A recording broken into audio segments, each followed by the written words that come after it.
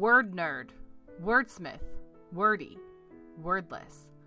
Oxford Dictionary says a word is a single, distinct, meaningful element of speech or writing, used with others or sometimes alone. We say each one matters. No extra words is literature, minimalist style. And we're getting you right to the story. Green Angels. I had a conversation with a friend of mine the other day about decorating.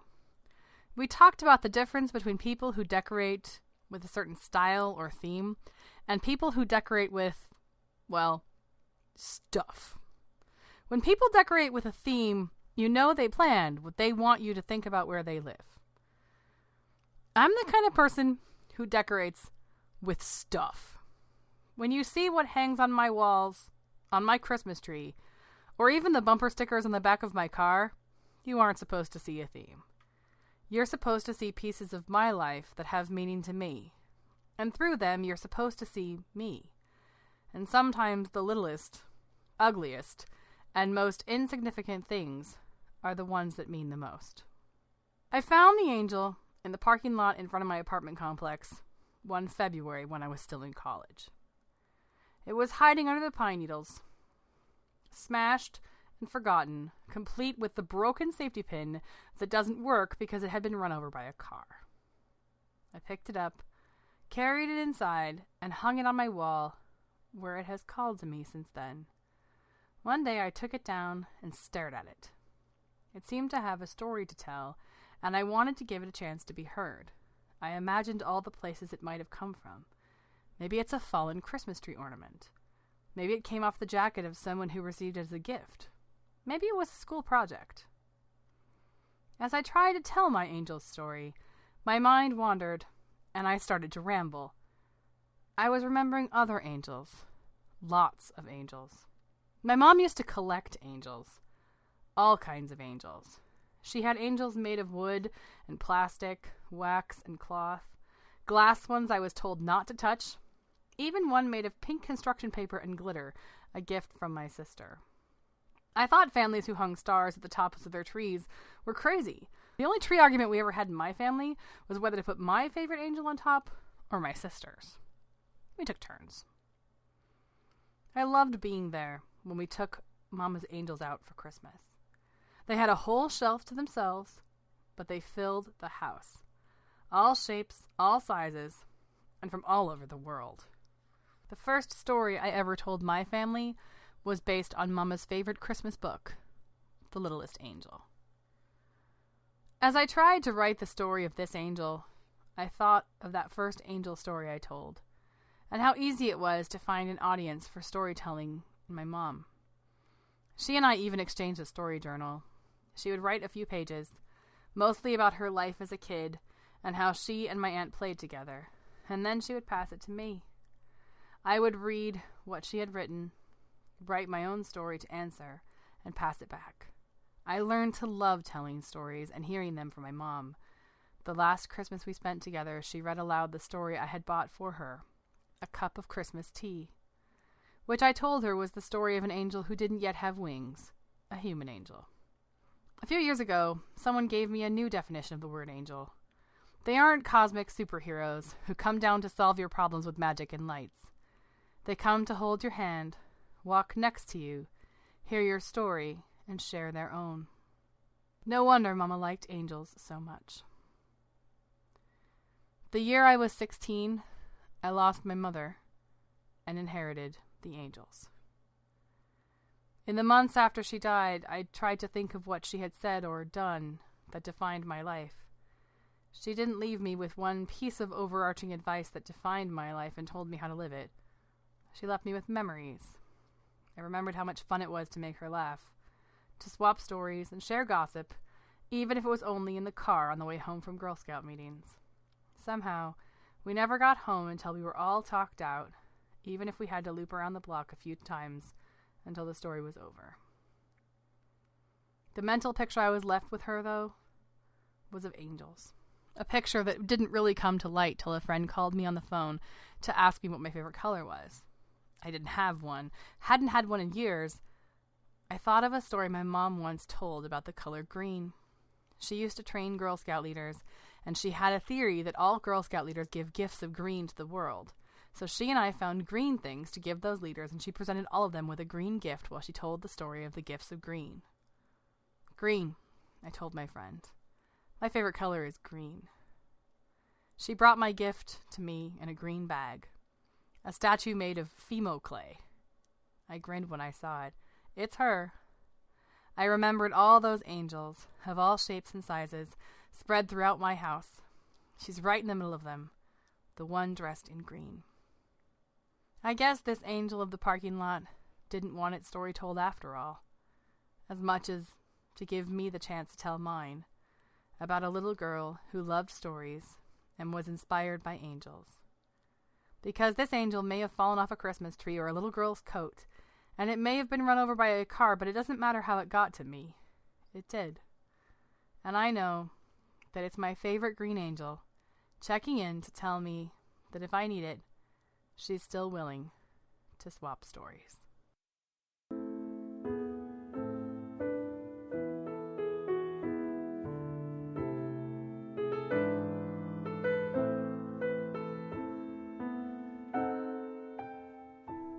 Hello there. Welcome to No Extra Words, the Flash Fiction Podcast. My name is Chris Baker-Dersch, and I'm your producer and editor. It's our Christmas episode, guys. We made it. Merry Christmas. Of course, we've been doing Christmas all December long here on the No Extra Words podcast with our Christmas serial, the conclusion of which is coming up momentarily. So if you're not caught up on a Christmas serial, it makes a good listen. It starts on episode 69, and you can catch the first 3 parts before going to the very end. But I started today with Green Angels, which was a tough decision to make. It's been a long time since I did an all Chris show where I didn't have a single contributor, just my own words, my own work. But I was cleaning out my office and I only have one copy of that story. It was made for a storytelling class, so it was meant to be performed orally. It's a performance piece. It's not a written piece. And so I only have my rough draft and then the version that I wrote that I used to live tell it. But I found that, and it had been a really, really long time since I had shared it, and I wanted to bring it to you all here because Christmas is a very bittersweet time of year, and not just for me, for everybody. And it speaks to a feeling that I think a lot of us have this time of year where we're celebrating and we're pulling things out and we're enjoying time with our families, and there's also this lingering bittersweetness underneath. That story is 100% true. I'm going to post a picture in the show notes connected with this episode. That'll be over at noextrawords.wordpress.com. The 2 angels that I mentioned in the story are both hanging in my office where I actually do my recording. They are next to each other. They're surrounded by a few more green angels that they've picked up over the years, but the 2 of them are hanging one on top of the other, and I'm going to post that picture. You can see them, and you can also see the really cool 1980s wood paneling that is this office in which I record. I will also post a picture of the angel collection as it looks today. It has changed a lot. I have no idea where the pink glittery construction paper angel disappeared to over the years, and as collections do when they change hands, it has morphed as it has come to me, but a lot of those original angels are still there, and they are all over the house. The collection that is on the shelf right now for Christmas is far from the complete angel collection, but that's the old stalwarts that come out every Christmas, and so I will include a picture of that in the show notes as well if you're interested. I mentioned a couple of books. Christmas books are also a big part of my family celebration, and it was it's funny how coincidences like this happen. Right before I came downstairs to record, so I knew I was going to record Green Angels. I knew it was going to be emotional. I knew it was going to be about Christmas and my family, and I was reading to my 2-year-old before he went to sleep, right before I came downstairs to record. And I've been reading him a Christmas book most nights because we have a lot of them in my house. I'll post a picture of them too. I picked up a book that I have loved for so long. This book has been a part of Christmas in my family for as long as I can remember. I think it was published in 1979. It is a paperback book. The thing has been stapled so many times, called Santa's Crash Bang Christmas. I will put information about the book in the show notes. I doubt it's still in print, although it was illustrated by Tommy DePaula. For children's book people in the audience, that name was probably familiar. It stars an elf who kind of takes care of Santa during this Crash Bang Christmas. And those of you who've been listening to the Christmas serial up to this point are going to be surprised when you hear the elf's name. It's Gerald. and I had never noticed that until tonight. I swear to you guys. The elf Gerald that's featured in the Christmas cereal is a creation of mine. I wrote that book years ago. But somehow in my head, the name Gerald associated with an elf had wormed in. It is just amazing what sticks with you from year to year. And I think this time of year brings that out because we are so, maybe the word is steeped in and maybe the term is craving. I don't know which tradition at this time of year. So Merry Christmas.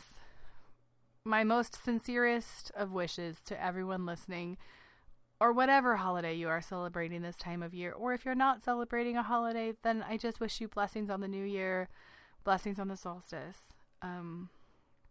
It is a very bittersweet time of year, but it is a time of year that opens up the chance for moving forward in a new direction or staying grounded. And I hope that whatever it is of those that you need, you get. I'm going to bring you the conclusion of a Christmas cereal featuring my own personal elf, Gerald. I hope you enjoy it. I will see you next week. I will be out of town next week, so I am sincerely hoping that next week's episode will be on time as scheduled. But if it isn't, please don't give up on me. It will come, and we will do a little bit of New Year and talk about 2017 here on the No Extra Words podcast. I will see you then. In the meantime, enjoy your holiday weekend.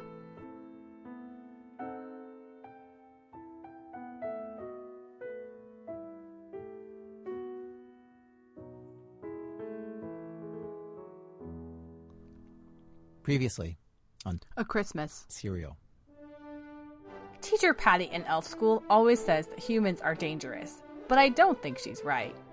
Most elves never get to see humans. We are a big secret from them, but a couple of them landed right here in Christmas Town. They didn't even come by reindeer, but by car, whatever that is. And one of them walked right into the middle of our school Christmas program rehearsal. I knew just what to do with him. My name is Justine, and my cousin Rochelle runs things at the Playhouse, so I was able to help her.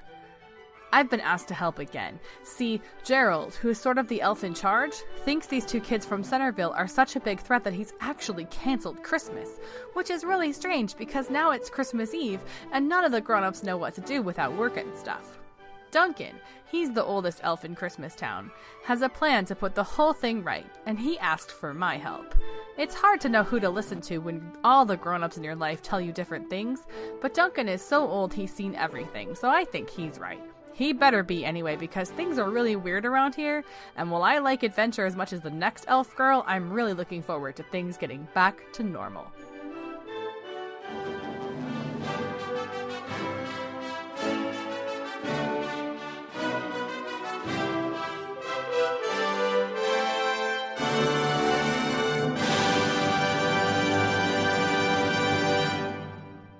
A Christmas Cereal Part 4, Fancy Sleigh Driving. In Justine's mind, the entire future of Christmas rested squarely on her tiny shoulders, and she was not about to let her new friends down. She was ready. It was Christmas Eve morning, and as Justine walked to school, the town felt weirdly quiet. The factory did not buzz and hum as it ordinarily did. The Christmas deliveries were ready to go, and without anything to do, the hard-working elves who staffed the factory had gone home. There was no loading, no lists to double-check, and no last-minute packing. They were ready for Christmas to come, but not certain if it would. Christmas Town was waiting. At Justine's home, however, things were merrier than normal. With the day off from work, her mom had found boxes of ornaments and set up a Christmas tree in their living room. Suddenly there were mysterious wrapped packages and a kitchen filled with good things to eat. Justine's best dress was ironed and hanging in the closet, ready for her to wear to the party. Everyone she knew planned on being at the party. Well, almost everyone. As the students filed out for fun time, Justine looked over her shoulder at her teacher, who sat at her desk correcting papers with a large red pen. She looked tired. Teacher Patty? For the first time in her life, Justine felt shy. Patty jumped, startled. "Sorry, Justine, did you need something?" "No, but my mom, she—" Justine was not a good liar. She took a deep breath and remembered what Cousin Roshi was always saying about feeling the performance deep down in your bones. "My mom wanted to know if you had plans for tonight. It's Christmas Eve, you know." Teacher Patty laughed, but her eyes were still sad. "Yes, I know, Justine. Please tell your mother I'm all right, but I don't think I'll make it to the party. I just want a cup of tea and a hot bath. That's about all the Christmas I can handle, I'm afraid. Oh. Justine felt sad for Teacher Patty. She hoped what she was doing would help. My mom, she has to go to the party tonight, but she made this dinner, and there's no one to eat it. Well, no one but my uncle. My mom says no one should eat alone, especially at Christmas, and she thought you might not have to go to the party, and you might like to come and have some food with my uncle, to keep him company. Justine didn't have an uncle. She had 4 nosy and very loud aunts who liked to kiss her on the cheeks and leave ugly lipstick stains. But Adam had insisted it wasn't really a lie. Back in Centerville, he had told her, we sometimes call neighbors aunts and uncles, if we like them. Anyway, Justine knew her mom would have invited both Gerald and Teacher Patty if she knew how lonely they were. But her mom couldn't know about the plan until it was over. Teacher Patty rubbed her forehead. That's very nice of your mom, Justine, but I don't think... My uncle works very hard. He's director of security and communications at the factory, and that's an important job. He almost never has Christmas off, except this year because, well, you know, and my mom thinks it's just an awful shame for him to be alone. When coaching Justine, both Adam and Karen had made it clear that the key was making sure Teacher Patty knew who her uncle was. Once she did, they insisted she would change her mind. Justine wasn't sure she believed them, but it worked. The minute Teacher Patty heard what Justine's uncle did for a living, she looked up from her stack of papers for the first time. What's your uncle's name? She asked. Gerald. Oh. Teacher Patty fiddled with her necklace. Well, we can't let your mother down now, can we? No. Justine stayed in character. She said we'd be leaving for the party around 5:30, and that she would leave dinner all set up for you. My uncle should be there at 6. Tell your mother thank you, said Teacher Patty, who was busy pulling her long hair out of the knot in the back of her head and gently teasing it with her fingers. She turned to the mirror behind her desk and tilted her head, looking critically at herself. 5:30 should give me enough time, she mumbled. Merry Christmas, Teacher Patty, called Justine as she left the room, smiling. Dear Gerald, I cannot thank you enough for your kindness to me over the past few days. I would like to repay you by inviting you to dine with me this evening, Christmas Eve at 6 o'clock. I know how busy you are, but it is my wish for neither of us to spend the holiday alone. My address is 601 Gingerbread Road. I sincerely hope to see you there. Yours, Patty. I like it, said Karen. I hope we're right about this. We are, said Duncan, as long as we are certain she will be there. She will be. Justine is a born actress. Wonderful. Other distractions? I told Gwen she absolutely needed to make sure Santa's uniform was clean and pressed. Since he isn't scheduled to fly tonight, he should be in his dress suit, and getting it ready should take her all day. You're sure? I had Marvin leave it on the barn floor. Excellent. Where is Marvin? In the barn with his disguise, bonding with the reindeer and waiting for the go sign. Heaven help us that it's all on his shoulders. If he hasn't managed to tip the sleigh over yet, he'll be ready. Adam ran in breathless. Everything is set. Santa's down in the Naughty and Nice Center. He said he could use a few minutes in there without Gerald and Alexander driving him to distraction. Alexander has a trustworthy team and is coordinating packing upstairs, and Mari is working with him to make sure there's an escort. Alexander says without all the security in place, we have to have an escort, and an entire extra team of reindeer, which Mari says isn't a bad idea. Karen nodded. Sounds like you've been working hard. Are you and Kevin ready? It's going to be a really quick turnaround. Yeah. Adam looked wistful. I wish I could stay for the whole party. Karen pulled him into a hug. I know, but you have to know what you have done for us. Don't worry. We usually find ways to keep in touch. She wiped her eyes and turned to Kevin, who had just come in from helping Alexander. Are you ready? I don't know what you think I can do. You're the decoy, said Duncan. You're the only one who can do it. Why? He doesn't like me. He doesn't think I even believe in this place, which I don't. Not really. Kevin was defiant. Disbelief is a powerful weapon. Elves understand that. If Gerald thinks that someone who does not believe has unsupervised access to key places in the building, he will not leave you alone. And he won't notice if someone else, he glanced back at Adam, delivers this note. Me? Adam looked both proud and uncertain. Gwen is gone, so you'll have to do it. Put on a uniform, don't look him directly in the eye, don't talk, and whatever you do, don't call attention to yourself. Keep him focused on Kevin. Kevin snorted. That's something Adam could never do. He'll do it, Duncan was certain. He has no choice. Now go, quickly, both of you. Big guy, hello, Santa? Gerald could be heard shouting from down the hall. Santa looked up from the list and checked his watch. Right on time. His wife and her co-conspirators knew what they were doing. In here, he called. Gerald was huffing and puffing as he raced into the center. There you, where, looked, office, phew. Slow down and breathe. Santa offered him a chair. What's up? I need the night off. Going to a party? Asked Santa innocently. What? Oh, that, no, never would, never could, big guy, you know that. But, that is, a friend is not, well, needs me. His big ears flamed bright red. Oh, well, of course you must go immediately. Gerald sighed. His boss was really quite dense. I'm just not sure who will take security detail. I need to make sure we secure, well, you. Me? I don't mean any disrespect, sir, but we need to make sure you stay secure, protected, and out of trouble, finished Santa. Well, that is, yes.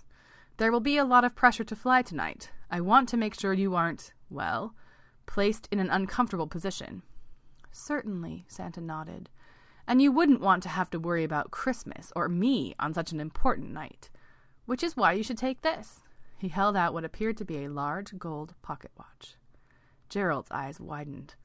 The Santa, sir? Sensory allocation notifying triangulation alarm. Your own invention, is it not? Yes, Gerald's chest puffed up a bit. But you've never agreed to wear it before. I thought you said it was a violation of your privacy. I'm willing to make an exception.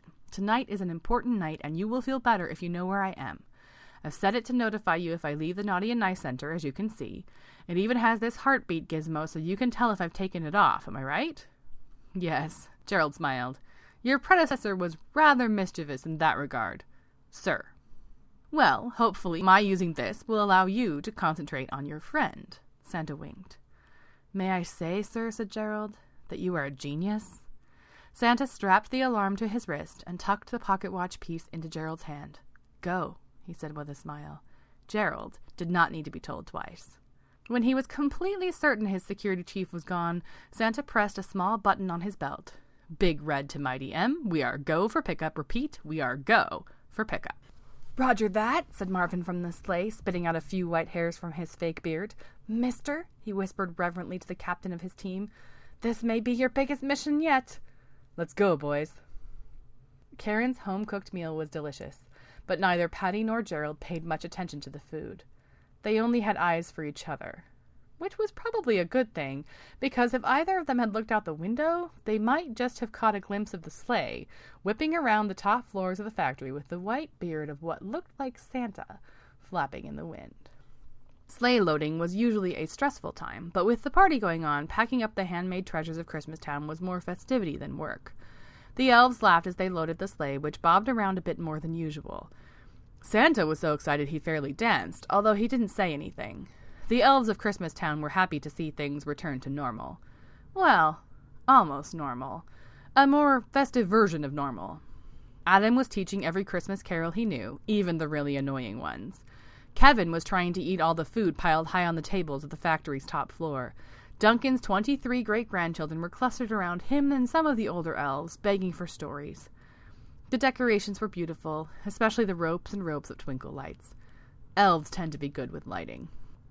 Santa was very sorry to be missing the party, but he did not dare leave the Naughty and Nice Center a minute before scheduled and set off the alarm in Gerald's breast pocket. He could see out the window, however, and his stomach churned at the sight of his precious sleigh and its priceless cargo at the whim of Marvin, the reindeer, and the wind. He turned away, willing himself not to look, and focused on the list. A clatter at the window announced Marvin's arrival. The sleigh seemed none the worse for wear, although Mister was looking at Santa with desperate eyes. Everything is ready, Marvin called excitedly. Everything is loaded. I did it. Santa gave the sleigh a once-over. Where are Adam and Kevin? Ah, well, almost ready. They want you to pick them up at the upstairs window. I don't think they wanted to ride while I was driving. Well, we'll have to move quickly, but I can't really blame them for that. Move over. I don't want to ride with you driving either. Santa leaned out the window and settled himself into his familiar spot. Upstairs, the party was in full swing. Karen smiled when her husband appeared in the window. Merry Christmas. Food? We don't have a second to lose, Santa said. Get the boys into the sleigh. Gerald will be here any minute. Gerald's voice from the doorway was laced with sarcasm. You almost got away with it. He glanced around the room at Christmastown assembled. All of you. Fortunately, I had a person in place to warn me. You're not going anywhere. The roads are blocked. Everyone froze. Adam chewed his lip. It was Gwen. It had to be. That meant no Christmas. No ride home. Santa didn't move. He could never outrun an elf. He's going, said a voice from behind the crowd. The voice of someone easy to miss. Someone who usually blended in. The Christmas deliveries are ready, said Alexander, and Adam and Kevin have to go home. If we wandered into the human world, do you think they would let us go home? Fumed Gerald. No, they stay. And if they are very good, I won't send them to Siberia. They don't believe in us, not really, said Patty, who had run in behind Gerald. We have to be a secret. If they stumble on what they don't believe in, we are finished. It isn't hard to see that. There's 2 of them now, but more will come. We have to separate. It's clear. The elves around her murmured in agreement. Festivity had somehow left the room, replaced by apprehension. Alexander pointed at Adam. Does anyone on Earth look less dangerous than him? I can tell you he believes in a lot more than I do. Or did. Until this week. His eyes met Gerald's. Look, I know you're scared. Doing things differently is scary. It's okay to say that. But let's not be paralyzed by fear. I'm chief of staff here, Gerald, and I need to get these kids home. But I'm not a security expert. Help me. Please. Gerald looked around the room. At a Christmastown he remembered. At what it had once looked like before stress and fear and overthinking had taken over. He glanced at Patty, who still looked frightened. It's risky, he told her. I can't deny that. But life is risky. Love is risky. She nodded, slowly. Gerald pressed a button on his belt. Gwen, it's me. It's all right. Clear the roads. Yes, that's what I said. We are go to fly tonight. That's right. Yes, I know it's windy. I'll take care of it. He released the button and looked at Patty. You okay? She looked uncertain, but he took her hand. It's okay. It's okay to believe. I believe in you, she said. Gerald cleared his throat. Well, big guy, we better get a move on. Can't be here all night. Are the boys ready? Justine and Rochelle rushed to hug Adam. Goodbye, goodbye, shouted Justine. Will you come back and sing? Duncan took the cap off his head and placed it on Adam's. I think we have to let him go now, he said in his soft voice. But promise you won't forget us, young sir. We need you. Never, promised Adam. He looked at his friends, Alexander, Duncan, Karen, even Gerald, who looked strange with a smile on his face. He could never forget any of them. Marvin gave Adam and Kevin a bear hug, knocking them into the sleigh. Santa climbed in after them, and like a rocket it shot off into the night. Everyone helped, but no one had the time to put all the security protocols in place. It was something of a risky ride, in fact. The elves of Christmastown could only hope that if you happened to glance up into the night sky and see that sleigh, you'd understand.